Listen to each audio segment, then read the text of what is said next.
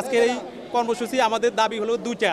আমরা আমরা বিচার বিভাগে সকাল থেকে শুরু করে রাত পর্যন্ত আমরা বিচার বিভাগে কাজ করি, কিন্তু বিচার বিভাগ পৃথক সচিবালয় হচ্ছে সংস্কার কমিটির রিপোর্টের প্রেক্ষিতে বিচার বিভাগের পৃথক সংস্কার হচ্ছে। এই এই বিচার বিভাগের সচিবালয়ে আমাদেরকে অন্তর্ভুক্ত করা হচ্ছে না। আমাদের দাবি এই বিচার বিভাগের এই সচিবালয়ে আমাদেরকে অন্তর্ভুক্ত করে বিচার বিভাগের যে স্বতন্ত্র স্কেল আছে এই স্কেলের আওতায় নিয়ে আসতে হবে। এবং আমাদের কিছু কর্মচারী আছে, অনেক কর্মচারী যাদেরকে কোনো প্রমোশন নাই, এই ব্লক পোস্টগুলো বিলুপ্ত করে যুগ উপযোগী পদ সৃষ্টি করে আমাদেরকে পদোন্নতির ব্যবস্থা করতে হবে। আমাদের যে দাবি, বাংলাদেশ সুপ্রিম কোর্টের অধীন বিচার বিভাগ সচিবালয় প্রতিষ্ঠাকরণ। আমরা বিচার বিভাগে চাকরি করি, কিন্তু আমরা বিচার বিভাগের অন্তর্ভুক্ত না। আমাদের জনপ্রশাসন মন্ত্রণালয়ের অধীনস্থ কর্মচারী হিসেবে রেখে দিয়েছেন।